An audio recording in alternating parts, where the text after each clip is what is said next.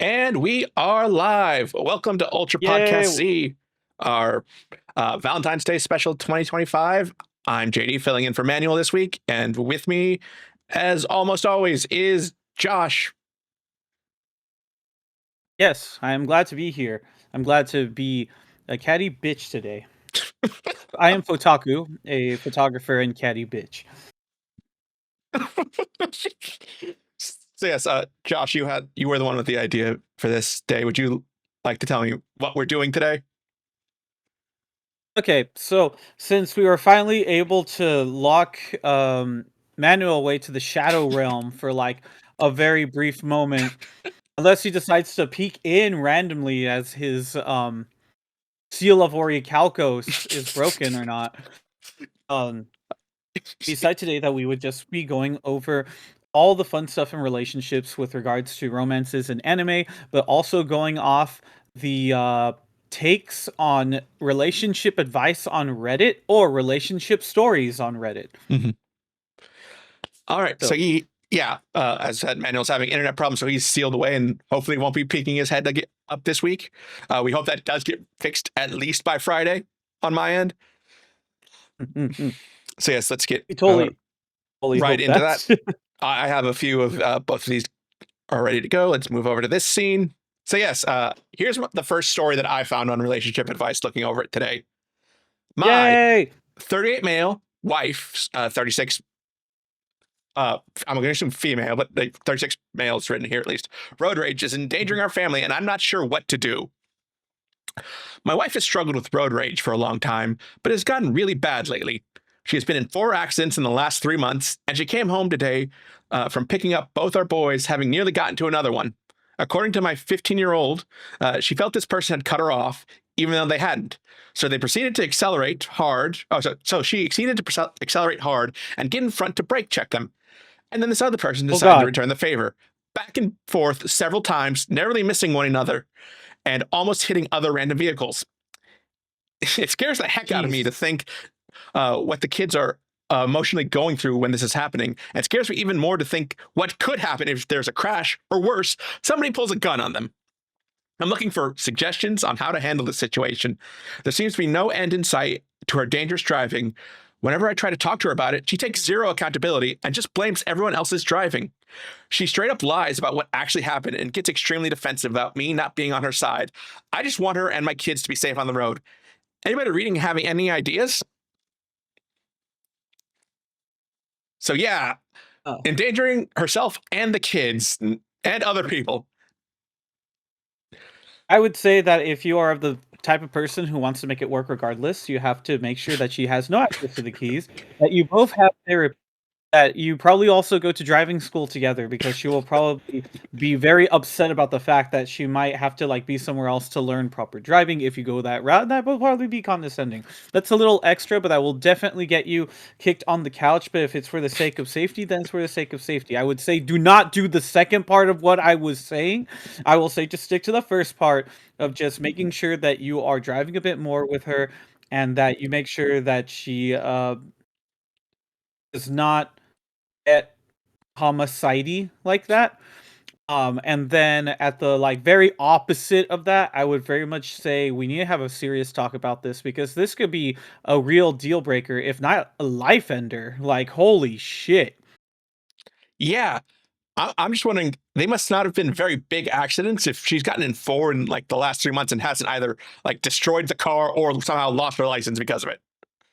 I'm just kind of curious if this is something that's happened, because there will be some times where accidents do occur, but for the sake of staying on the good side of low cost, insurance, like, is some of this just kept secretive? Because chances are I'd be surprised if they're like even insured, or if they have a rate that's so astronomical, like you'd be like, I hope they don't have any other debt or something, because that insurance bill is going to be insane. Yeah, actually, it reminds me of the time when my aunt only like lightly tapped another car when she was picking me up from school. Luckily, there was no damage, so it was just like okay, this happened, we're gonna ignore it.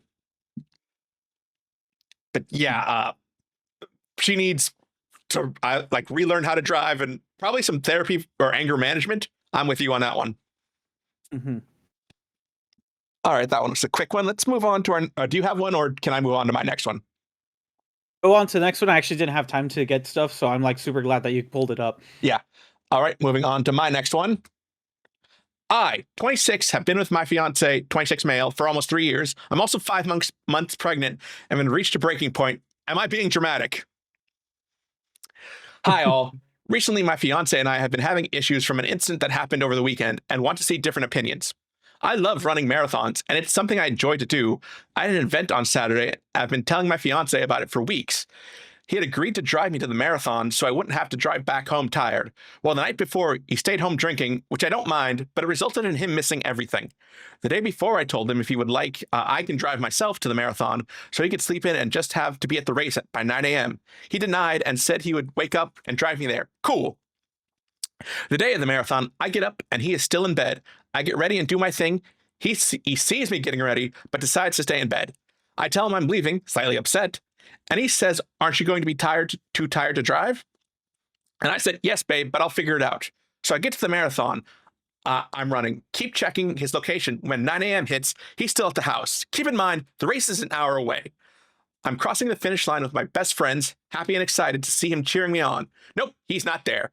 He calls me about 20 minutes after I'm done, asking where I'm at. I'm obviously upset. All my friends had their significant others, and there's pregnant me alone. Thankfully, I had my amazing mom and close relatives there, which made me feel better, but he let me down again. He ended up leaving and didn't even look for me because he said I had an attitude and he wasn't going to deal with me. So he went home. A couple hours go by. I decided to stay at my mom's, and I go to our house, and we begin to argue. I tried to explain to him why I was upset with him, and all he kept was repeating was, I tried, and I'm being dramatic over a marathon. It's been 2 days, and he sent me a text asking how me and baby are with a very not sympathetic apology. Seems like he just wanted to be done with the argument and played the victim again. He hasn't spoken with me since. I feel so confused, and I feel like he's choosing not to hear why I was upset. Seems like I'm the constant problem when he's the one that didn't pull through. I'm starting to reconsider a lot of things in our relationship. It seems like if something doesn't benefit him, he doesn't care, and he will make the most minimal effort. Please help me. Am I being dramatic, or do I have a valid reason to be upset? Also, sorry for all my typos. Boy, that was a doozy. I would feel that if the drinking is more of a regular thing, then years of abuse towards Dio Brando would tell me that that is definitely not something to put yourself through. That would be horrifying to have a father like that.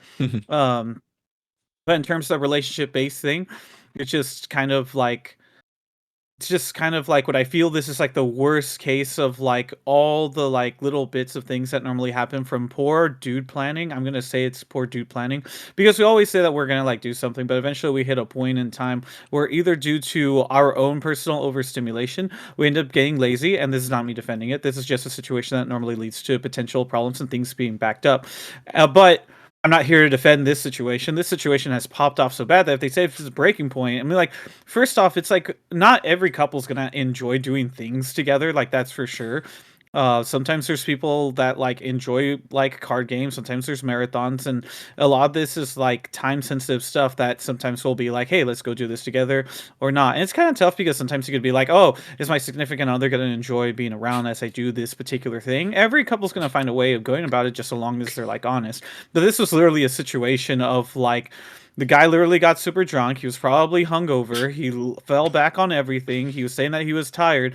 But then the second that it's just kind of like, babe, you told me that you were going to do all these particular things for me. And it's not like it was necessarily a lot. But sometimes just like being straightforward. She gave him so many outs to just be like, hey, I'll just take a break and stuff.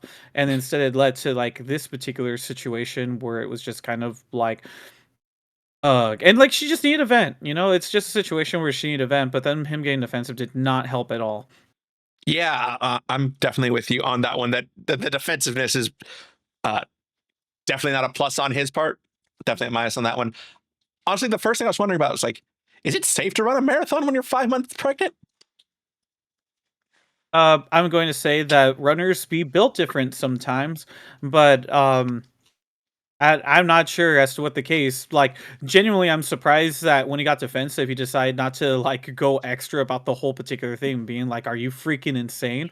And that just could show based on like how certain people like, there's some people who will be pregnant and then they'll never know that they're pregnant, and then we have to make a show about how people didn't know that they were pregnant. So like it's very much like I don't know. It very much is a situation where it sounds like this is a person who like is probably taking care of themselves and probably sadly has gone to go get like what's the thing, they've probably gone to go get ultrasounds and gone to doctor's appointments without this person, and that's just me being absolutely like harsh, but this is kind of like what the situation sounds like. Is I think that she's a person who like probably is like locked in with having this kid and is aware that probably at 5 months they're still able to run like a marathon. Mm-hmm. Yeah, this was just wild. Actually, I don't really have much to say about it. Actually, I've been pretty open. I've never been in a relationship, so I'm not the best person to be giving Or we're not advice. gonna have like, if Manuel was here, I know exactly what he would say. He would say that she is a motherfucking bitch for deciding that she was gonna run with the baby. That is like in like these times, especially with how crazy the government is, she could be sued for murder. She would murder her baby by like running. I'm not sure exactly what they were categorized that outside of just like a miscarriage, but like that's exactly what Manuel would be saying. He's like, this dumb bitch is putting herself in a situation that she created herself, and you might as well throw the canceled thing on me. The fact that I even said any of those things would mean that I would get canceled, and rightfully so. But that's why I'm just sticking to like, clearly there was like due care that could have been done on this end, and like if this was like something where if it were to bother him, this also could have been brought up through a normal conversation. Mm-hmm. but no. Yeah. Okay. I don't have anything more to say on this one. Do you want to say anything else, or do you want to move on to the next one? Yeah, let's go on to the next one. All right, let's move on. That is the I'm a wrong. runner, so I'm biased. I believe I'm biased towards this person knowing what they're doing just because they're running, and I ran. All right, then we're moving on to our next one. How can I, 27 male, break up with my girlfriend, 26 female, who thinks I'm the one? Hey, people. Wait, what? Yeah. I need to. How can I? Okay, so she's like super into him. Yes. Is that why? I almost thought that sentence was going to lead to something else, but then I read it and I was like, no, that's starting the story. Yeah. Hey, people. Okay, continue. Sorry. I'm currently in a 2-year relationship with my girlfriend. I've always wanted her since we went to school together, but she always rejected me. Around 2 years ago, she told me that she fell in love with me, and I was the happiest man alive when we came together. Last year, we moved into a beautiful apartment that we both rent. We both have a good job. But since then, I've realized that we're just not compatible. While I'm more on the sensitive side, she always shouts and fights, talks down on me, and can generally be quite mean in what she says. The worst part, however, is that we found that there are almost no similarities in our terms of hobbies, passions, and our general day-to-day life. While I usually watch the movies and series that she wants to watch, she won't do the same favor for me, always telling me that she just doesn't like them. Shortly before we moved in, I became very depressed and anxious, and I hoped that moving in together would get rid of that. Since then, my depression has become much worse, even going so far as to me having to consult a psychiatrist and take Prozac. I feel like every moment fighting with her over the smallest things is draining, and I feel happier alone or at work with other people when other people are around me. I tried talking to her on every occasion, stating that I'm just not as happy as I used to be, and telling her the reasons for that. She always said that I'm right, that she gets angry and annoyed very quickly, and that she tries to work on it. Fast forward to last weekend, where nothing has changed at all. My grandmother has Alzheimer's and fell pretty badly onto her face in the nursing home. My mother and I were upset. Damn. Yeah, that's definitely a turn in this one. My mother and I were upset and immediately rushed to where the nurses told us that the fall was so bad that she doesn't want to eat or drink anymore and will probably die very soon. I texted my girlfriend about this and told her that I'm not feeling well and having to rest a little when I get home. When she got home after, she immediately started fighting over a small thing. I didn't hear her ringing the bell because the dishwasher and the TV were on, instead of asking about my grandmother, mother, or me. The next day, we had another talk about the relationship and that I think it can't continue like this. She then started crying, asking me for another chance to finally prove that she cares about me and what I say. I accepted her apology, and she said she'll do better. Since then, I feel like she's being overly friendly, almost to the point where it feels unnatural or like acting, and I just can't believe that she will actually do better. Since last weekend, I really want to end this relationship, move out of the apartment, and start healing mentally before going into another relationship. But I'm afraid it will completely destroy her if I break up now. She always says I'm the one and that she wants to marry ASAP, but I just don't want to. How can I respectfully break up with her, understanding the reasons for it? End of story. Okay, I really feel that this is a buildup of like a lot of pent up aggression, and this is also just not the type of relationship that he was expecting. Especially because when they bring up the whole like, um, they gone to school together. Like, unless if this was like college or something, it's making me think that this is probably high school because I genuinely wouldn't be in that situation where I would want to be with like the same person if I was going to like college, or at least the campus is too big for that. So I'm guessing they're like high school sweethearts.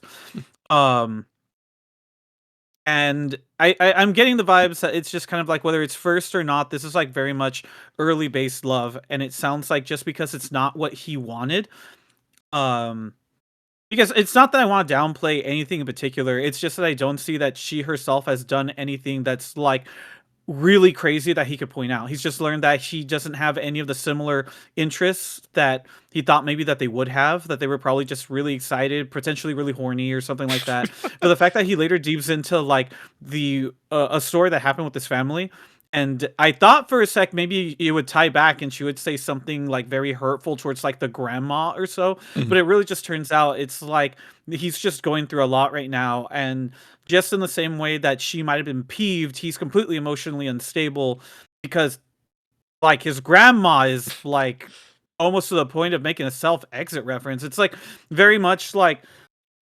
it's tough. And I feel that in this situation, if it is like the relationship is like literally the last thing that he could like be doing right now in this moment.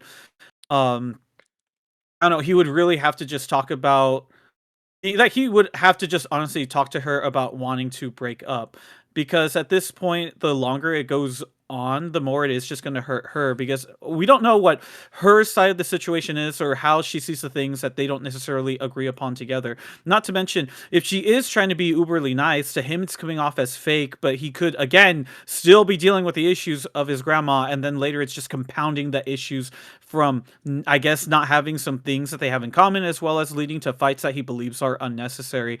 So I don't know, because the way it ends, it's like it's not like it's still been going off a back and forth. It seems like she's trying to be a little bit more understanding, but right now emotionally, he just can't really have this particular relationship. And I think that if he's not gonna like take more time to talk with her about it, then they should probably break up. And this should be something that he doesn't like let go on and off, because it's just gonna be damaging to both him and her. It's really hard because it would feel like this is the one story I want to hear the other person's perspective. I want to see like, do they also find this person annoying and stuff like that? I mean, like I've had like secondary account because of a friend. They have said before that they do not go out to like releases of Yu-Gi-Oh cards, and likewise, she will not drag her boyfriend to go and cosplay with her if he doesn't want to. And it just Mhm. sounds like okay, the way that it came off, it was like jokish, so it's like cool beans. It's like they both have that mutual understanding, and it's Mhm. not something that's just kind of like, oh my gosh, if she doesn't understand my deep lore and like wanting to get really deep into like Yu-Gi-Oh cards more than they already understand, then that's okay. Whereas it's at the same time, it's like, yeah, so my boyfriend doesn't really choose to cosplay and stuff with me, but that's not really like the worst deal breaker in the world, because he's like the perfect guy or outside of Mhm. those things. Um, and everyone's gonna argue. Everyone argues in a relationship, and there's gonna be times where it's just gonna happen. Sometimes for like almost no reason, as it's later claimed down here, where he claims like it was like no reason that like she like got upset when he got home from like being with his grandma. It's like maybe yeah, it was like not the best time, or maybe to be a little bit more considerate, but it's just kind of tough. I don't see like she directly did something as a result of something else. It really just sounds like this is just not the relationship that he wanted, and then a really bad thing happened in the family, and that's just not like he's not emotionally in like the best space for probably this particular thing. So I feel like it's a lot of shit coming together. It's not like the easiest way where I could just really be like, oh hey, just one way or the other. I would just say that if he's gonna break up, he should probably do so sooner than later because his emotional state is just letting him ramp things up. And it's really hard to see the situation where it's like, is she honestly trying to be better as a person, or is he just gonna see it as disingenuous? But like that's bias. It's hard. This one's hard. Yeah, like I say, I will note that the post does know that they are 26 and 27. Actually, you're talking like high school and college, so they are both apparently out of college in good jobs. So that's another thing to factor into this one. But I'm with you otherwise on most of this. I mean, hearing her side would essentially be very interesting, but it does seem like Yeah. this has never fully worked out, or at least not as well as he thought it would be. Yeah, because it doesn't really it sounds like it's not necessarily what he wanted, and, like, yeah, I don't think anybody wants to be in a situation where, like, the relationship's hostile, but I genuinely want to see, like, in the other one, I'm gonna be full on and say that that guy was a piece of shit, like, holy fuck, you Mhm. know? But I also feel like that I could be having a bias. Maybe that guy, I was assuming that maybe he has a history of like just drinking and stuff, and maybe this leads to that. And in this situation, it almost kind of feels like I get that you're upset in this situation, but maybe it does deserve more of an actual talk. Like address the situation. Like if you feel that she's not being like honestly nice, put in a situation where like you could both be like honest with each other a bit more. That way it's like less pressure on her if like he's the one, as well as wanting to see again her story as to why. The other one is just kind of like bruh, WTF. And I know the other one's fiancés and stuff, but still. Yeah. All right. I think that's our final thoughts on this one. I'm going to move on to the next one. And I keep pushing the wrong thing. GF, 22 female, is upset that I, 23 male, don't care about not having sex, but I don't see why I should care. Me, 23 male, Let me read that again. Let me read that again. I think they were really upset and they made the sentence really long. My 22-year-old girlfriend is upset that I don't care about not having sex, but I don't see why I should care. Okay, read it. I'm like, is he asexual, or is this just kind of like I don't need to have sex every day to prove that I'm in love with you? I'm just I I mean mean, that was also my kind of first thought asexual was too. just that, yeah, this guy must be ace, but no, it doesn't seem that way. But me, 23 male, and my GF, 22 female, have been together 6 years from 16, 17 to current. Our sex life is pretty bad, to be honest. It's infrequent. Don't feel she puts in enough effort, and vice versa from here. But it's not been a huge problem. Although I did try earlier to fix things, it hasn't ever worked, and I've gotten used to how it is now, and I've been generally fine with it, as constantly trying to make it good just didn't work. Fast forward to now, uh, we have probably not had sex in about 3 to 4 months, and the last time I tried, she said she was, That's a bit of time. Holy shit. yeah. Uh, and the last time I tried, she said she was ovulating and just wanted to kiss. So the other day when we were hanging out, she told me about potentially starting a new medication that would require her to be abstinent, something she has brought up multiple times, by the way, or go on birth control, which she has made absolutely clear to me over the past 6 years that she would never take. She asked what my thoughts were on this, and I was a bit confused and said, I think it's good, as she has really been wanting to take this medication. But she said, are you fine with the no sex? And I said, yeah, if that is what you want to do, I'm fine with that. She then got upset saying, why do I not, or why do you essentially Bless you, not babe. care Bless you, babe. about not having sex? I didn't want to say the obvious, but I said we haven't even had sex in months. And before that, it wasn't frequent anyway. So in my eyes, 3 months of no sex is literally just normal relationship for us. I don't see why I should suddenly be mad when this is pretty much standard routine. She then started to complain about it, but I honestly didn't have much to say because that doesn't really change anything for us at all, really. What type of any reaction did she expect when we barely have sex? Sorry. I'm like I'm like at first it sounds like she's not putting effort, so it's just kind of like so is she just like pretty much doing everything right away? And I like the comment where it's like she's ovulating, just wanted to kiss. And when I'm ovulating, I'm jumping, my man. I will second that. I have a first account proof of that. Um, in some cases, it'll even literally be like complete cat stuff, which is like both very, very arousing. But then sometimes, have you ever had a cat jump from like a chair or anything, and they bump into you, and you're like, yeah, that's cool.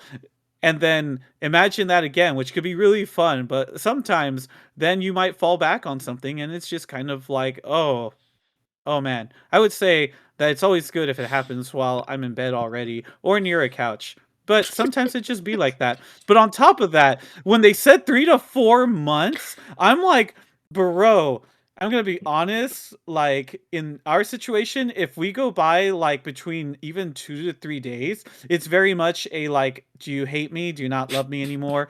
WTF?' And I'm, like, I'm trying my best sometimes when I could be eepy after work, so that's kind of a curse right there. We're going to go to specialists to get that addressed about me being an eepy old man boyfriend. I shouldn't be putting her through that. It's really hard.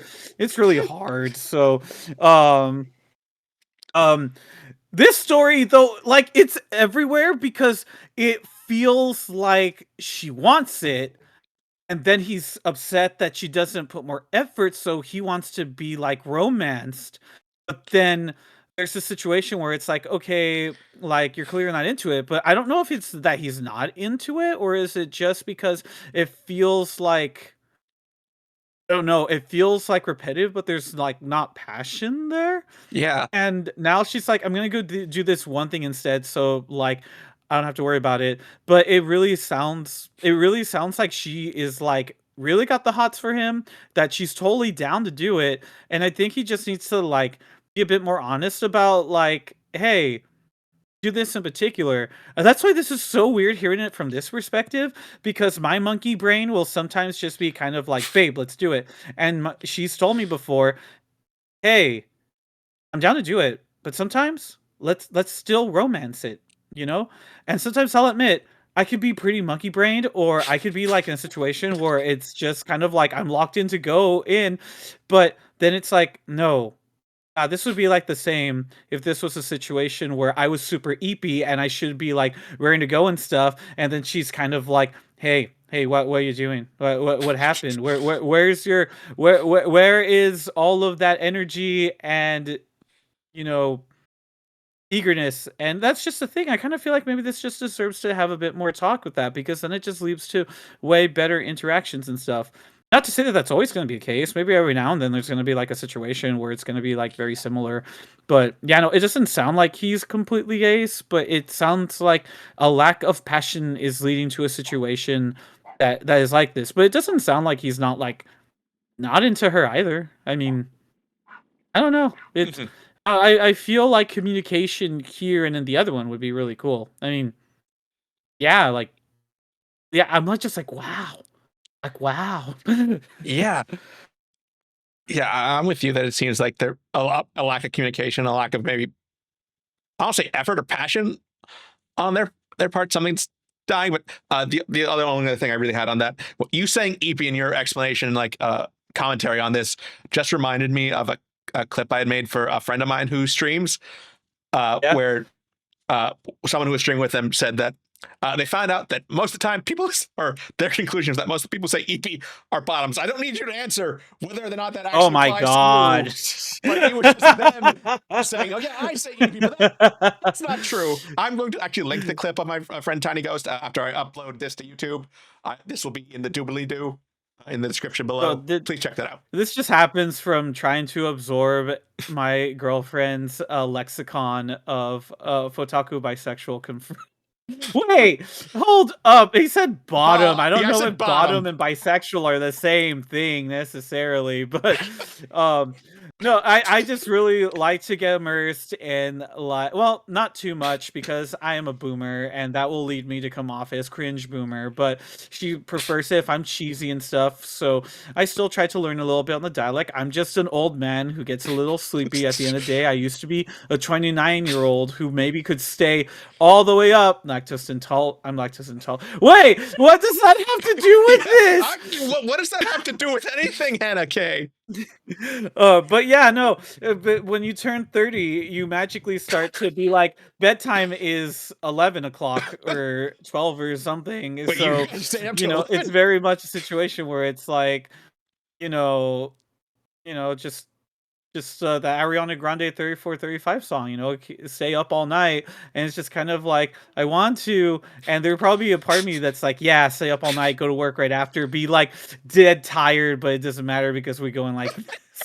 Oh, But okay. yeah, no, it's just a thing. It's a thing right there, but it's something that we communicate. Just it leads to situations where she'll be like, "You hate me, don't you?" Just say it, and it's just kind of like, "No, I don't really hate you." And then I learned that she just likes to tease me. It's just something that's coming out because if that the pent up emotions aren't coming out in like a sexual way, then they're gonna come out in a mildly aggressive way. Oh, and your girlfriend responded. He said, "I like his cheesy side," and that was what she was saying. I'm lactose intolerant too. Uh, I like how I think I said mildly, and the captions here are having like a Crunchyroll moment, and they said mildly. Yeah, that's the thing of live captions. I mean, looking just Oh, at that on my screen when you were going, you go like zero punctuation sometimes, and it was just like a wall on my side. yeah, no, it's funny, but yeah, no, this one they just gotta they just gotta they gotta talk a little bit more. This is so oh my gosh. Yeah, I feel like I feel like this is the anime stereotype of like the guy who's like very stoic and like clearly loves his significant other, and then this is like uberly passionate like girlfriend, and it's like it's like adorable. It's like the extreme opposite of like tsundere children, where there was this one girl who clearly liked this one guy, but she was like so shy about everything. She's like, "Can we hold hands? Can you call me by my first name and everything?" And she's like, "Oh my gosh, he probably thinks I'm a slut." And then he's like, "Okay, yeah, that's cool."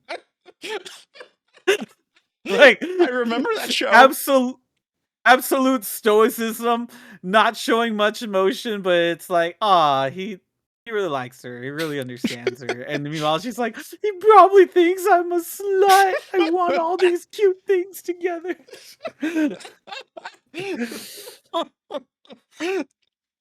All right, that was a wild ride. Um, Let's move on to the next one. What's the next one? I, male 37, lost my wife, female 37, is now a gay witch. Let me see if I can read. Okay, Sorry.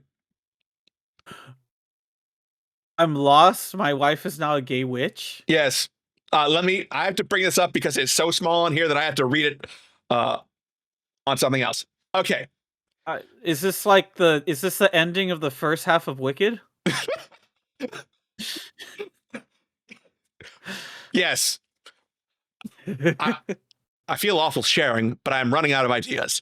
My wife and I have been married for almost 15 years, and I feel like I'm in an impossible spot. We've changed so much. Pre-kids, it is, as you would imagine, just growing up together and figuring out life. Truly, we were each other's person and best friend.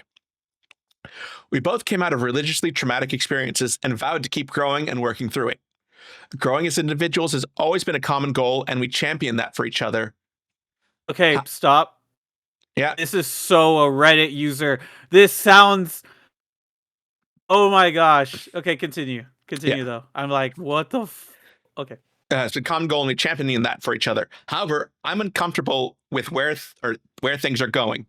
For context, she became very depressed after our second child was born over 7 years ago. She didn't realize she didn't want to be a mom and got crippling depression. She was in bed for days and couldn't take care of our kids or work. I worked hard to get her the care she needed through therapy and psychiatry, as well as take on full parental responsibilities, and I was fine with that. I didn't resent her. I just wanted her to get better. After a few years, she started to come back and participate in the family, and I was thrilled as I started to recognize the person I had married was back. A big part of the depression was also triggered by her religious trauma. She was part of a cult-like upbringing where she didn't have autonomy of herself until we got married. I've always championed her in finding herself. So here's where it starts getting strange for me. She starts exploring more of herself and comes out to me as gay, but maybe bi because she's very into sex with me. Okay, I think to myself, I'm not sure what to do with that. Then she continues her journey of self-discovery after a few months and later tells me she's a witch and believes she has psychic powers. Wait, what? No, that's not my reaction. That's his reaction. No, it says it right there. We can see Yeah. that you were doing it for the emotion. Yeah. Okay. I didn't know if it was readable on screen. I want to be supportive in her journey, but honestly, I'm just thrown way off. But the thing that really pissed me off was the next thing. She had a work conference she was going to attend, and she was prepping to go when she suffered a minor stroke. It was terrifying. Oh God. I thought I almost lost her. It was the worst experience I've ever had. Fortunately, she was okay and will make a full recovery. In discussing her situation with the neurologist, they asked if she was on any antidepressants, which she was, or so I thought. I found out after that she had stopped taking them for a couple months. Why? I asked. She didn't want to tell me, but admitted the conference she was going to was actually not a work conference, but a guided session with LSD for some healing ritual. Like, WTF. Excuse me. She wasn't going to tell me until after, but she knew I wouldn't approve. I am just so lost. I don't know who this person is anymore. I know if you grow, you will become different than you were before, but just feels like too much. 1, you admitted to yourself you're gay. Cool, no problem. We can figure out what to do. 2, you say you're a witch and have psychic abilities. Okay, I think that's silly and don't believe in that stuff, but let's see where it goes. 3, you were dishonest about going to do illegal drugs. I feel bad making a decision to leave now because she had a stroke and she depends on me for all things financially. But what the heck? I don't even know this person anymore. Okay, so they are married. Yes. I would definitely say this is not a situation of which leaving, but I do feel that to an extent they feel a little betrayed by the person. But I think it's just because of it feels like all this happened like relatively like one after another. Like almost like it's giving off like all within like 3 month span kind of feeling, but this is like it's literally an anime plot. Holy fucking shit. Like I know at first I was just giving the person gripe because they sound like they were being a little bit too structured in their response. So I kind of felt like this person sounds a little stiff, but then now I'm just kind of like, no, this is literally like it's reality, like earth shaking and everything. The only part I don't like is just the way that it comes off about the whole like gay will figure what to do and stuff. It's part of me just thinking like, oh, maybe it's literally him just saying we'll figure out what to do, but it's like clearly they're like both repressed because of their upbringings, and who knows, maybe this was like a situation where in the middle of finding herself, she like kind of lost herself, and it's just so really out there. This is like the most anime related plot of a thing that could happen. It's tragic though, because it's like, oh my goodness, I see where it's coming from, but like I honestly don't think this is definitely a situation where it's like through I forget, through sickness and health and stuff, because she clearly like needs help because of the stroke. The other things that are coming about it, I don't know if the psychicness is like the result of that, or if whether or not like when she was doing drugs with these other people, if that was just something that had happened. And like I feel like that's the only part that's really worth like addressing, because like clearly there's like there's like moments of like mental deterioration. I feel like that's the only real thing here that like is worth bringing up prior to the whole stroke thing. It's literally just like a very tragic situation that I think it would be good for him to help see out through, because this is his wife. Just, oh my gosh, this is like insane. I'm almost like curious to see what the actual comment section to this one was. Holy crap. Yeah, I checked out the comments for this one. There was a very interesting one that pointed out that the whole witch with psychic powers thing might have just been she fell down the wrong like internet rabbit hole when she was depressed and looking for like something to, I guess, help with that, and found like this community that kind of promotes this kind of stuff, and it kind of filled the hole she was looking to fill at the time, which is why she's kind of convinced that she was just in a very suggestive state. I mean, they both note that they grew up in like repressed religious communities, and even specifically called hers a cult, so it might just be like some of that upbringing having a terrible echo in the modern day. Yeah, I would definitely say this is worth literally going through the resources before like continuing. I don't I don't know how anybody would like react to this. I feel like this is very much a specific thing where it's like most people are just gonna say, "I don't know how to touch this, bro. This is like really complicated," and then there'd be other people that would be like, "Stick through it because this is something really like tragic that happened," versus other peeps that might just be kind of like, I don't know how I would approach that if I were in that situation. I wouldn't want to think otherwise to a different thing. And we all know that Manuel would just be kind of like, "Bitch is crazy, get out of there." And we'd be like, "Manuel, what the fuck?" And then he would still be like, "Dude, I'm surprised that he stuck around. If he like would have left when the whole psychic shit was going down, at least, you know, if he wasn't gonna like match the freak then and there, then clearly he should have left. But now the stroke happened. So it's like, what's he gonna do? He's gonna be an asshole if he leaves, but like WTF, maybe just put her in like a home or something. And I feel like he would constantly do that just because he would be like, "Oh, what? You guys just haven't had a situation where somebody lost their mind and like became a witch before you? Do you know that that was like the normal thing in Viking times? But we didn't say that that was like out of the norm." We would damn. Sorry, I'm not laughing at the situation. I'm laughing at your description of Manuel's reaction to the situation. I just want to be very clear. Yeah, no, I know, but that's just because of spending enough time. I know that that's exactly down the path he would go. I'm really surprised that he hasn't bothered to check in on us on the comment chat. Normally, he would be around being like, "Oh, I see what's going on." Luckily, I think for us, he's almost out of internet just because of the internet issues. So I think that's why he hasn't popped in us. Otherwise, believe me, I'm sure he'd be having at least a few WTFs in chat by now from him. Oh man, the more I think about it, the more that this story gets worse. They're not takes; they're just horrible things to say. Like, oh shit. Yeah, that was a doozy. But we have one more. Hopefully, it's not as bad as this one. Okay. My boyfriend, 20 male, has this friend who seems to hate me, 20 female, and I have no idea why. My boyfriend. Don't make this friends to enemies. This is not a friends to. This is not enemies to friend relationship story. Oh my gosh. My boyfriend's 20 male best friend, 19 female, seems to literally hate me, 20 female, and I have no clue what I've done to her. Before I get the comments of she's jealous and wants him, etc., she's gay, and they've been best friends since childhood. The relationship oh my god, is the least of this my is concerns. literally the like. She's like, she wanted. I don't know. We're gonna get to the story, but I'm already calling it. It's like, oh my gosh.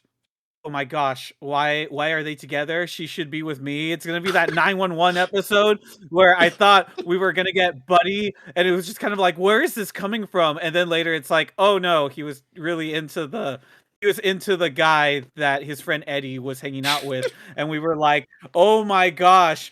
But it wasn't about that, because then it was really just gonna be about getting to the gay relationship. But yeah, continue. Yeah, their relationship is the least of my concerns because there is literally nothing to be concerned about. Moving on to the context. So a bit back, I was having some issues with my boyfriend, and her and I were talking about a relationship, not in detail at the time, and she started telling me things rather negative about him and how he was in previous relationships and people he slept with and how he talks to others. Mind you, I've never witnessed him being unkind to anyone or anybody before, unless it's playful banter between friends. He is literally the kindest man alive. So fast forward to now. We've been together for over a year, and he has recently just moved back to England due to financial and visa issues. Since he has left, his best friend his best friend started acting oddly around me.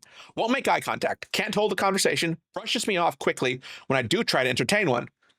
I found it rather odd and went to go ask him if she said anything about me to him. He said no and told me that sometimes she just acts weird and she'll probably get over it. Fair enough. He knows her very well, so I trust him.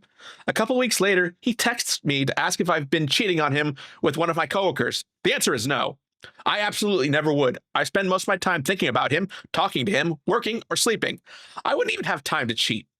Fortunately, he believed me and it just ended there. He wouldn't tell me who told him that until literally 2 days ago when I just flat out told him it's driving me crazy not knowing who's telling him lies and whatnot. He tells me it was his best friend who told me. I find it really odd that when I was the one having issues, she had no problems talking about it to him behind my back or behind his back. And now she tells him stuff like I'm cheating now that he's gone and literally will not speak to me. Maybe I've missed something and did something unknowingly, but I highly doubt it. I tried to spam bot time. Sorry, gotta ban this bot. Best viewers, streambo.com. Where do these bots come from? Clearly, whatever website they were advertising, but let's move on. Maybe I've done something or maybe I missed something and did something unknowingly, but I highly doubt it. I try to include her in things that I do. I invited her to spend Christmas with my family and my boyfriend, considering she's away from home and doesn't have family to spend it with. I've helped her get things from in town because she doesn't have a car. I've been doing my absolute best to be as kind to her as possible because I understand the importance of friendships and having your friends liking you, or you're liking your SO, significant other. So now I'm stuck in the situation where the last thing I want to do is cause problems or have her run off to tell him some other baloney. Does anyone have any advice to give in this situation? I'm just so lost and literally have no clue what to do. Maybe I'm just going crazy and overthinking this, but I don't think I am. He's not believing the stuff she's been telling him. I really want to reiterate that, but it's getting on our nerves that we have to be extremely cautious about who I talk and interact with, so she doesn't go off and spin some story about me while he's not there. Oh, it seems to have cut off the last part. Let me see if I can find it on my end.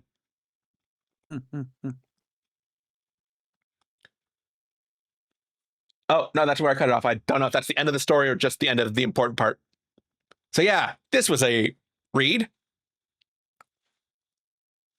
Yeah, I will stick to there is the option that I said before where it's just kind of like she's into her, but it is kind of weird that she would act this way towards a friend, unless of course if this is actually the whole like I'm the baby in this person's life and I'm jealous that now this person is here. Like not necessarily like, oh, like I want this particular like friend, but they're not going to be in a relationship because she's gay. It's more like, oh, me and my friend were like super chill all the time and now he like suddenly just doesn't have enough time for me because he's hanging out with his girlfriend and probably really loves spending time with his girlfriend, and now we don't get to do as much stuff together.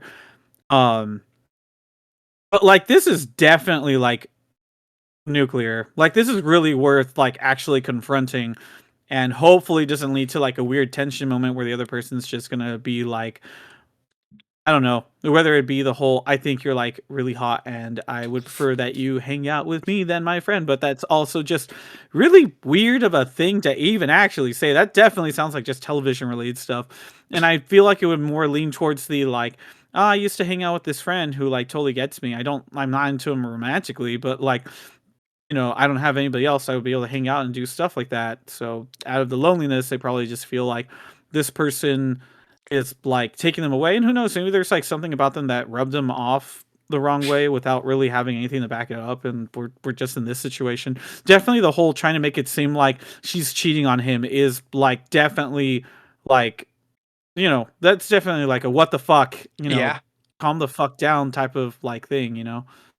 Yeah, I agree with you. I think it might be a kind of jealousy thing, even if it's not in a romantic way, just like the platonic, this person is hogging my friend's time and I would like that back. I'm no longer like the most important person or friend to them, kind of jealousy kind of thing. And I've definitely been in situations like that, and it hurts a lot, but this is not the way to go about it. I believe me, that there's a reason I've lost a friendship or two because of that. Or maybe this is like a Tokyo Revengers thing. Like she's like, I've actually gone into the future before, and it turns out that you don't know it yet right now, and I can't really do anything too aggressive because you're not that person yet. But in the future, you're gonna kill my best friend, and then you're gonna like also like destroy the entirety of the city and become a kingpin boss. If I put an end to you guys ever meeting right now, it will never lead to that future where my best friend dies. You know? Oh, so she's part of the psychic witch cult, and that's her psychic power. Okay, I got it. Oh gosh, the psychic witch cult is like going from one thing to another. Holy shit. Is everything just connected? Is this all like all these stories are connected Marvel universe style? Maybe, maybe. All right, so that's the last of the stories I was able to find today. Actually, there are probably some wilder ones from further back, but I was just looking over like the past couple days. So since we've got about 20 minutes left, I luckily have a backup for us. I found the top ranked romance anime on MyAnimeList, and let's go through them. And either our thoughts about them or the relationships in them. So, Mhm. assuming it hasn't gone through and cycled because of this, yes, okay, we're at the one that is ranked number 1. I think it's like 3 other spots on the list because the seasons are ranked separately. Kaguya-sama, I Love is like that. War. Yeah, that's good. Mhm. That's real good. Okay, my thoughts on the main relationship is it's definitely a mind game relationship. They play with each other so much in the anime that I imagine it's like wow, I think it was some joke about a lesbian relationship when like they're getting married, they're like been married 5 years, and the other one's just like, yeah, I think she likes me at this point. That's how I imagine that going on both sides of that. Both I can't remember the names, both Kaguya and the dude. It's I always feel that when I got the premise for the show, and it was funny, I didn't pick it back up until I got with my girlfriend and we got to actually see the rest of it. So she was really happy getting to see like all my reactions getting through like the Kaguya-sama Mhm. together, and but it was like it was really good. I don't know why I didn't like back in like 2016 or I forget what year it was when it came out, but that Mhm. I didn't stick with it because it was a good premise. I liked it. It reminded me a lot of the Ghosts of Girlfriends Past quote where they said power in the relationship lies with whoever cares least. And which is like here they're very much trying to like be like the one who's technically in control of their relationship, so they try to one up each other to see who would be the first one to like cave in and confess. And it's just kind of like, I mean, after a while they have to like really understand it, like they clearly do like each other. And I really do like how season 3 ended. It was just kind of weird because like going back through it, the movie that they had after season 3 kind of went over ideas that were present within the first season. And I think that's more the syndrome of like, hey, if we don't get renewed, we should probably say the most that we can about this particular show or of the episodes that we have of the manga. And that just genuinely being, it's like, well, outside of that, it really looks like the the president having the hots that he has for Kaguya really also has like an insecurity about like who he really is and if anybody would really like that. So, um, I mean, it was nice to see it again in the movie. I feel like it got more fleshed out, but Mhm. definitely good. Definitely good. I would say that they are a good relationship. Mhm. I would say though that despite the show telling me that Hayasaka is best girl, I think that Nino is best girl. So I don't know. I just thought that she was really cute in her interactions, but short of the dictator shit she would have done in school, yeah. I mean, it's not like anyone here would have been opposed to my hair being shaved off and is like still wanting that. Wait, so does your girlfriend? She wants you to keep the hair. She doesn't want you to go bald like this. She's saying like, "Don't worry, you don't have to worry about fighting it. You're gonna be old, and you're already old anyway. You're gonna look good bald, or even with a buzz cut." But I feel the buzz cut is more the result of her bias, Nam June, having that particular haircut prior to going to the military, and also with the release of his newest album. All right, let's move on to the next one. Ranked number 2, along with I think 3 other spots for first season, second season, and movie. Fruits Basket. Have you seen this? Fruits Basket. Yeah, I've seen Fruits Mhm. Baskets, and I've heard of Fruits Baskets. Mhm. I don't know. I feel like this is definitely like no, not anime top 10 betrayals, but definitely understanding who Turo is as a character down the line. I'm like, oh wow, she has depth. I honestly thought that what I saw was what I got, but that Mhm. was kind of the whole point. So her and Kyo, I dig her and Kyo. I think Mhm. her and Kyo are really good. They're a good end game. But for everybody who was like Yuki, it really felt like, okay, maybe her and Yuki work really well. But now that I think about it, it's like, no, Yuki, they both have trauma. And the thing about Yuki and Toru is that that idea of them being good at the beginning of the show is stupid because they're both lying to each other. They are both literally with a friend. It was never going to work. There was no way in hell it would work. And Segure is an asshole. Uh, to be fair, I feel like everyone in Fruits Basket has trauma, like massive amounts of it, and it's just like 20 characters seeing who has the most tragic backstory. Except Shigure. Shigure is an asshole. You know, I can't think of anything terribly traumatic for him that off the top of my head. So okay, you win that one.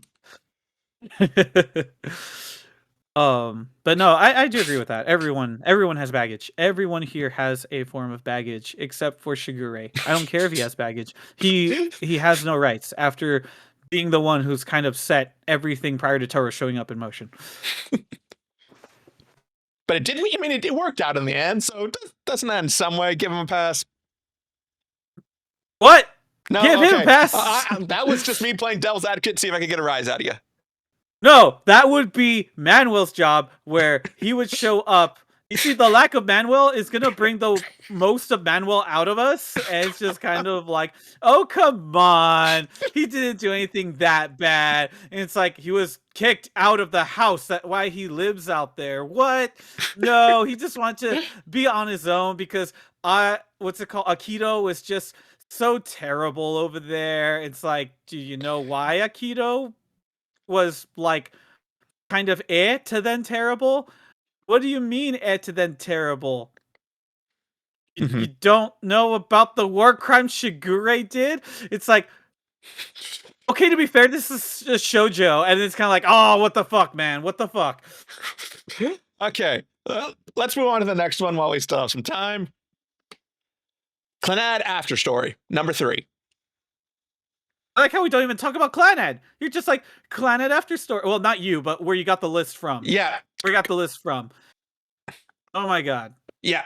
This isn't a rom. Oh wait, continue. Yeah. Some of these have the romance tag. I don't know why they're tagged as romance though. No, this one I understand, but some of them are just weird. This one isn't a love story. This is just fucking cruel. This is tragic right here. Also, Kyle, if you're watching this, I'm sorry. I know I promised I would watch this like a decade ago and I still haven't gotten around to it. I'm working on it. You haven't gone through Clannad to then go through Clannad After Story? I haven't watched either of them. I'm sorry, so I'm hoping entirely on you for this one.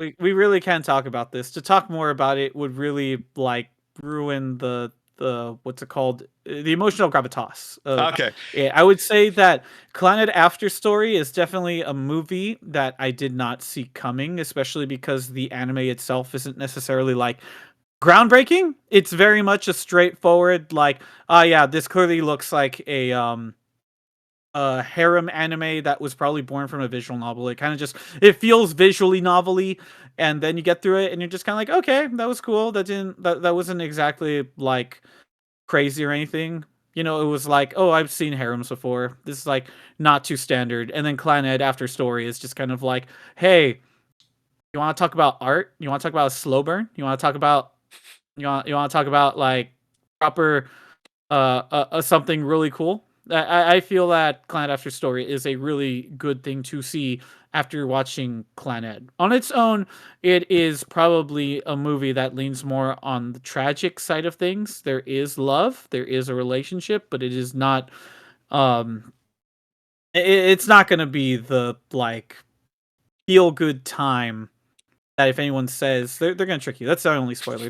There is no like straightforward happy ending. This is very much a like, oh my goodness. But it's, don't get me wrong, I don't want it to be like, you know, right before we get to like the end of the Golden Age arc and we wonder if whether or not what's his name Griffin is gonna actually do something horrible. It's not like that. It's not like that. Yeah. I hope I'm not saying it up as like, oh my gosh, can you believe he did that to like Guts and everybody? It's not like that. It's very much something I didn't see coming, and on its own it's a good movie, but love, I don't know. This is not what I would put on to be like, this is a love story. I mean, these are tagged romance, but I guess I can see what you're going for. Let's move on to our next one, rated, I believe, 4th. The Dangers in My Heart. Specifically, this was season 2, but season 1 is also on this list somewhere. I have not seen this. Oh, yeah, it's from like the last 2 years, I think. It's a really fun show about 2 kids in their last years at junior high. He's the like outcast who's a chunibyo, whose like second personality is, oh, I'm a maniac one day from going on a serial killing rampage. Meanwhile, she's the clearly hit puberty early model in the class, and like the unlikely friendship that emerges between them and blooms into love. It's a lot of fun. I should It just sounds seeing like fun. what big goofballs both of them are in their own different ways. I want to check this out now because when he says I'm going to do this one thing, I'm like, God damn! I've had Chinubios of different shapes and sizes. Most of them wanted to be heroes or think that there's some kind of like Dark Lord or possess the power of jet black wings or something like that. But like this one's just like, nah, I'm gonna kill y'all. I'm gonna be a serial killer. I'm like, wow, like, wow, really? We're not gonna like that doesn't even feel Chinubio. That just feels like a fucking threat, but okay. Yeah, it's very clear that he's over the top about it from the get go, and it's kind of the disconnect between what the story he seems to originally think he's in and the story he's actually in.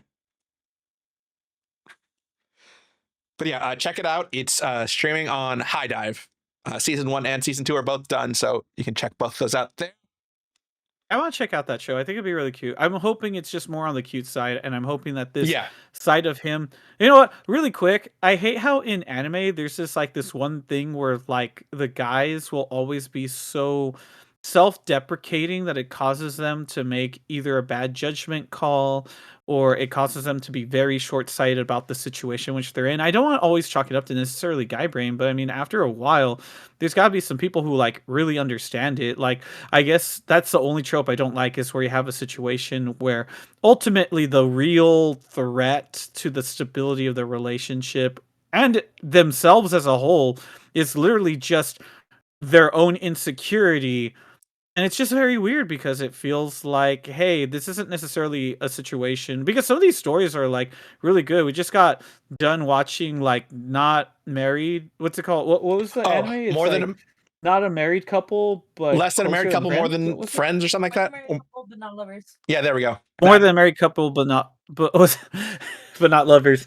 And it's like when you watch it, you actually do get enough of the perspective. And I feel bad that I don't remember her name, but for the Gyaru character, like this doesn't just become a situation of like, oh, we're gonna have the hots for each other. It's very much a like, oh, they don't have like doesn't have the hots at all necessarily. This is like completely like contractual because the school somehow got away with this crazy ass idea. But like then when it's then when you actually see it going on, it's kind of like actually no, there's proper build up tension. We can see that she has her own particular needs that she wants in a relationship. Those needs being I don't really understand how a relationship works. Here's my thoughts on what I want. And then there's this character who comes off as being very, very naive-ish and dumb and clearly has hots for somebody else. But then it's very much like he ends up being just oblivious because well, no, not oblivious. He's like purposely like not acting on certain emotions that he has and feeling that it's like nothing around him is real, but it's just kind of like, dude, just pay attention. Just pay attention. Closely. Yeah. From your description, it sounds like he's one of those guys who will wake up 10 years later and realize, oh, wait, that girl was hitting on me. It kind of feels like that is the well, I won't say that that's not a thing that I'm necessarily not awares of, but it's definitely a thing where I feel kind of like as I grow older, I'm like, gosh damn it, man. What are you talking about? This isn't literally even this isn't even Sword Art Online where Kirito's just getting bitches left and right. This is literally an actual well-written situation. And it's like I mean, mind you, with a crazy ass premise that sounds like it's like 2 steps away from a civil rights violation, but like still I'm just like, no, there's like something real right here. It feels like this is actually a normal thing. Like the stakes in this particular thing are good, not just I don't know. I'm Kirito. I am just gonna get everyone. That's not like Progressive. Progressive had a moment where Kirito tried to like be a badass and he fumbled it and then he just walked off screen. And I was like, I'm like, yes, I am believing this is how it went down. Sword Art Online is just Kirito's perspective and him thinking he's cool, and Progressive is Asuna's, and it's like, yeah, I totally believe that's actually how it went down. That's totally how that shit went down. All right, let's round out our top 5 with Monogatari. What? Yeah, this is listed as a romance anime for some reason. I was honestly, yeah, This Rurouni Kenshin is on here for some reason, and there's like a couple of it's like, wait, these are considered romance anime? We're really stretching the boundaries of what's considered that. Where do you even start here? That doesn't make sense. Your total opinion of Monogatari is like hinging on. Oh wow! Who made this list? Continue. Because these are the top rated romance anime on MyAnimeList. I don't even. Kenshin is a shonen. It has some romantic spots in it, but like it's very much a like sword show. What else do we have? Yeah, you want me to keep going? You just want to see which? Keep going. Yeah, so keep after going Monogatari, it's Rurouni Kenshin. This is Trust and Betrayal. This is at least one that deals with like love and romance, but next one, Howl's Moving Castle. Okay, I can see it. I can see that one. I Yeah. can see that one. I like it. The romance is definitely part of it. I don't know if I'd call it a romance movie, but okay. Then Your Lie in April. Okay, this one actually fits the category, so that one fits the category. I'd still think the guy has terrible friends. I will stand by that, but moving on. If you notice, she's the only one who's in an opposite perspective from our main three characters. Yeah.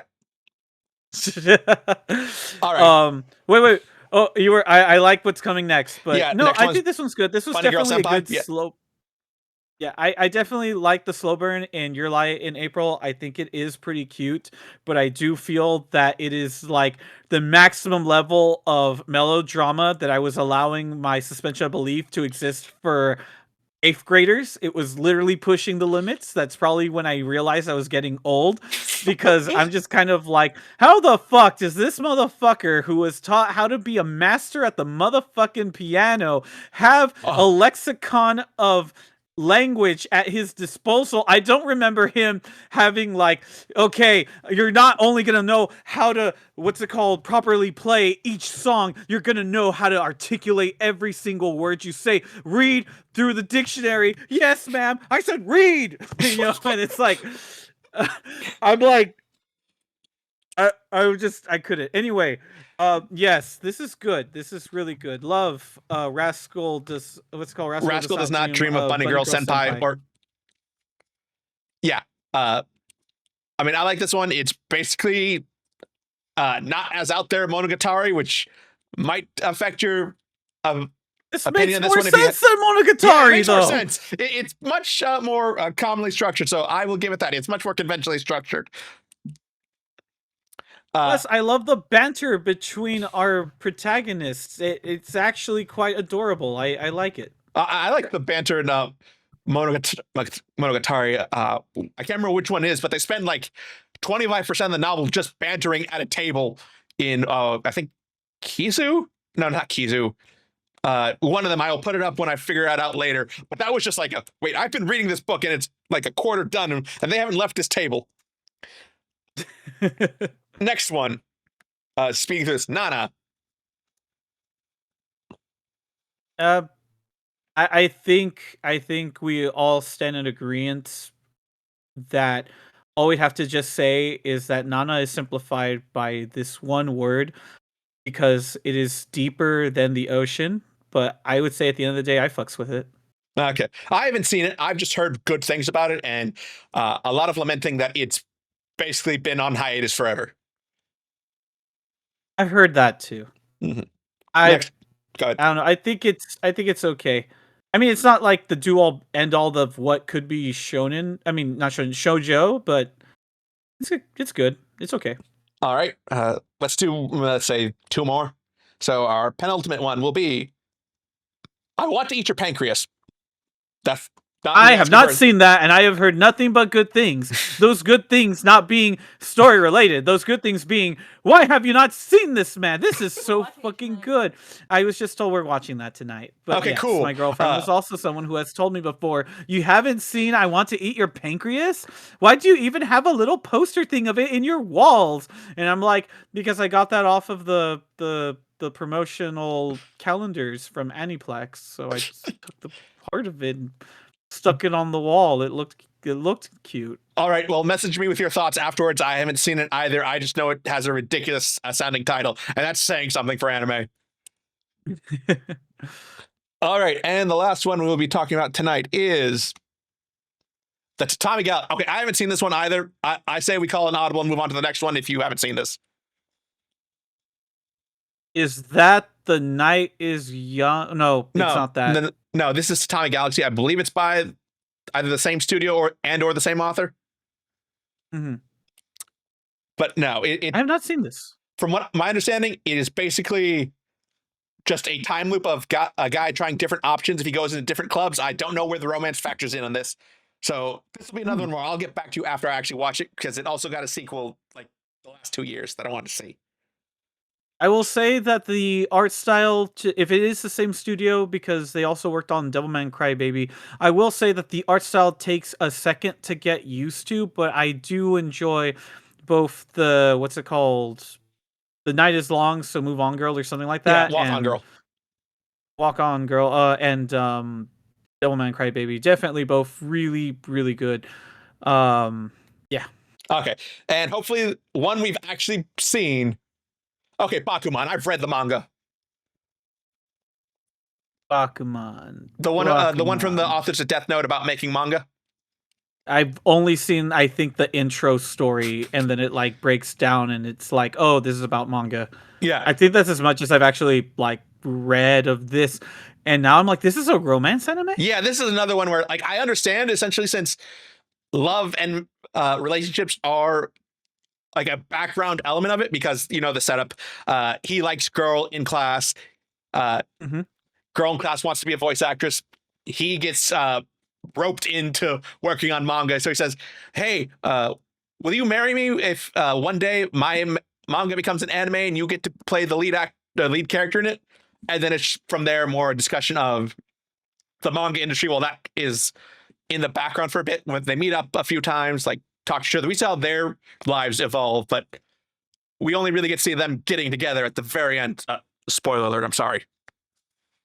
I mean, after all that, I would imagine if that, because it sounds like that's the original goal, but it kind of sounds like this show will take a lot of, this manga show will take a lot of deviations. Is what it sounds like based on I mean, yeah. So it's interesting. Yeah, you see the inner workings of, or not the inner work, you see their look at the workings of Shonen Jump, how you get an editor, you get like one shots, then you get a trial run on your series. If that, you see how it works in popularity and what leads to getting canceled and whatnot, until eventually you get a show that's popular enough to get like an actual anime, and then the process of casting that.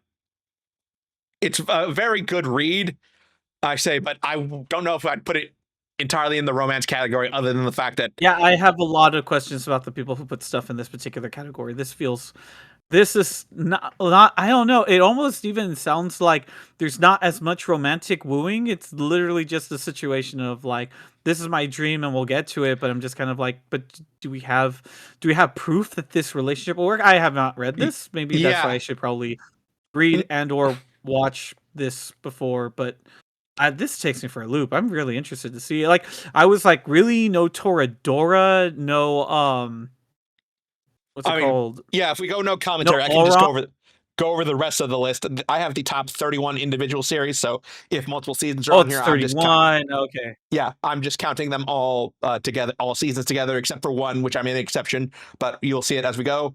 So next one was Garden of Sinners, followed by From Me to You. All right. Teasing Master Takagi-san, a series that has both, like all the things Manuel loves, switching dub studios and voice actors through seasons, and Kaylee being in the dub, playing one of the main characters. So don't watch that dub, Manuel. I'm sorry for you. Well, I don't know. It's not Anohana, is it? I can't remember what this one is. Saikano, How to Raise a Boring Girlfriend. The movie. Not to be confused with Saikano. This is Saikano. Two completely different series. Kami-sama Kiss. I've seen both seasons of this. I think this is the OVAs, but it's good. Watch it. I've heard good things. Fruits Basket, the Prelude movie. This is technically like the prologue focusing on Toru's parents, so I consider this separate enough because it deals with a completely separate relationship, and we know how that ends. Sadly, that means both of them died. Yeah. Then Josie the Tiger and the Fish. I haven't seen this one. I have not seen that either. Cross Game, baseball romance anime. Well, at least baseball and anime with romance in it. I haven't seen enough to judge it. Teen romantic comedy snafu. Any romantic comedy snafu. Yeah. The Rose of Versailles. Okay. Welcome to the NHK, which, yeah, there's some romance. That's a in there. love story? Yeah, I wouldn't consider that a romance story, but there is romance in it, I guess. All I remember is I guess the theme it's song. really about Go ahead. depression. Yeah. And how a manic pixie dream girl is not going to save you from that. Also, that anime. Nothing's coming to save you. If this anime gets real, like, Yeah. bro. And the only thing I remember from it, other than I think the first ending, what was it, Akachan Ningen? It's like this really weird. Yeah, it's like a really hard rock sound, not hard rock sounding one, but it's so completely discordant with things. And it only came back to me because last year, VTuber Legend, the anime, the outro for it was just a character singing karaoke every time. And for one of them, it's a person who's like a baby VTuber singing that. And then the other bit I remember is the was it Pururin anime within the anime, because that theme song is just so catchy. Just like Puru Puru Pururin Puru Pururin. Okay, moving on. Katanagatari, from the author of Monogatari, but different. Oh, we are going all in with all this shit. Okay. Yeah. Next one, Spice and Wolf. Would recommend both previous seasons and the remake. Yeah. I would have liked them to just continue the story, but yeah, they're both good. Blue Box. Or, it's Blue Box because it's Ao no Hako. I haven't seen this one. Heard good things, haven't seen it. Kids on the Slope. Never have heard seen of this it. one. Do you like jazz? What? Yeah, this is about kids in the 1960s Japan playing swing music and kind of going through their odd high school years together. Romance, I kinda wanna friendship. check that out. Yeah. It's from Shinichiro Watanabe, the guy who directed Cowboy Bebop. Okay. Yeah. Yay. So be prepared for that. Yeah, I think it's the only one that's a manga adaptation as well. So it's unique in that. Hotarubi no Mori A, To the Firefly Lights Forest. I have not seen this. I didn't even know what this was, but it's on the I've list. not seen it. This is my first time hearing about it. Weathering with You. Honestly, Okay. I haven't seen Suzume yet, but this is probably one of my favorite Shinkai films. I prefer this to Your Name. I will put that out there. I will say that they go the lengths. Lengths are taken. Lengths are also taken in the other, but I mean, we see what leads him to do the things that he does. Mm-hmm. And our final one, Tsubasa Tokyo Revelations. This is like, this OVA in particular is just like a weird spot to put it in romance anime, because this is where the anime starts taking, and the manga itself starts taking its dark turn. Mm-hmm. So I don't know why this one was specifically marked romance, because I guess, yes, Shaoran and Sakura are in a romance arc, but this is much more, they start struggling, things get real. The multiverse, right? Yes. I mean, as you can see, there are 2 Shaorans on there and one's missing an eye. Things got real. I mean, there's a back door to XX Holic or whatever, Yeah. so yeah. Believe me, the Tsubasa anime is not a good adaptation of it. Like in the OVAs, it gets better. But if you're going to experience Tsubasa, you probably just want to read the manga, and especially read it along with Holic. My suggestion is read up until they both cross over with each other for the first time. And from there, it's, I think, 2 volumes of Tsubasa for every volume of Holic. That would help out, yeah. Mm-hmm. Believe me, that's how I did it when I reread them simultaneously. and it made things a lot clearer. But yeah, that's the last thing on our list. We've actually cleared it in time. Okay. This has been a very interesting look at relationships, both real and fake. Yes. And I would say that this was fun. This was Yeah. definitely fun. Those stories took turns I did not expect. Reddit, thank you, Reddit. That was crazy. you gave us some entertainment. Thank you. And thank you, MyAnimeList users, for having a very broad definition of romance. But as I'm still confused by some of those choices. Yeah. So yeah, that's going to wrap us up for today. As for the rest of the week, with Manuel's internet problems, I don't know if gaming is going to be on tomorrow, but if Warren decides to do it himself or Manuel's internet makes a miraculous recovery, they will be here probably 6 p.m. Playing Final Fantasy VIII.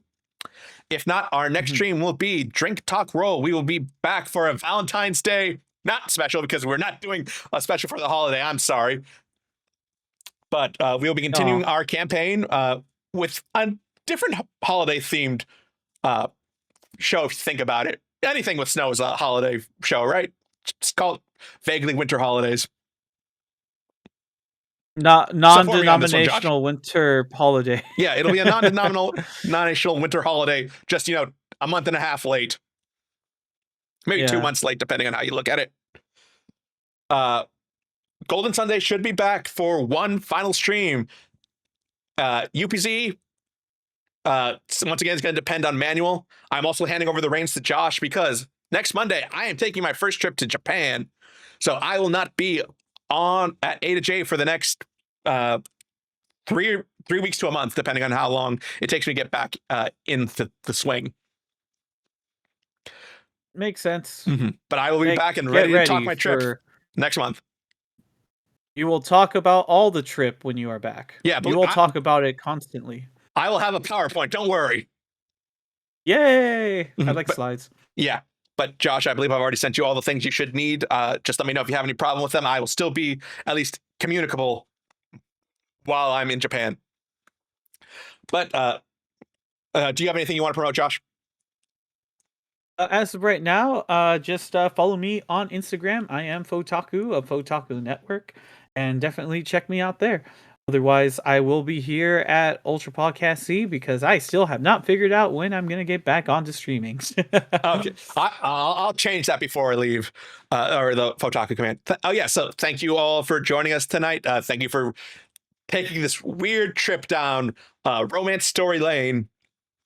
Thank you to our patron Ed. If you'd like to support A to J, Ultra Podcast Z, or any of our shows in particular, consider subscribing to our Patreon, patreon.com/A to J Connections. It should be up on the screen right now. I heard Manuel. Yeah, you didn't ask him about that one. I don't know if he has the money for that, Bianco. So yes, consider supporting our Patreon, patreon.com/A to J Connection. It should be right there right now. Every dollar helps keep our website ad-free. I gave our schedule before.